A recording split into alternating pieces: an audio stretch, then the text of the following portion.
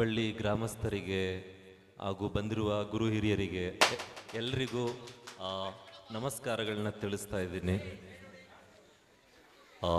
ಶ್ರೀ ಶ್ರೀ ಬಸವೇಶ್ವರ ಸ್ವಾಮಿ ಕೃಪಾಪೋಷಿತ ನಾಟಕ ಮಂಡಳಿಯವರು ಆಯೋಜಿಸಿರುವಂಥ ಯುಗಾದಿ ಹಬ್ಬದ ಪ್ರಯುಕ್ತ ಏನು ಒಂದು ಸಮಾಜಕ್ಕೆ ಒಂದು ಮೆಸೇಜ್ ಕೊಡುವಂಥ ನಾಟಕನ ಆಯೋಜಿಸಿದರೆ ಇವತ್ತು ಭಾಳ ಸಂತೋಷ ಆಗ್ತಾ ಇದೆ ಬಂದಿರುವಂಥದ್ದು.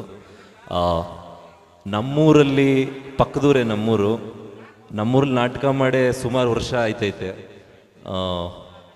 ದಬ್ಬಳಿಲಿ ಗೊತ್ತಿಲ್ಲ ಎಷ್ಟು ವರ್ಷದಿಂದ ಮಾಡಿದ್ರು ಅಂತ.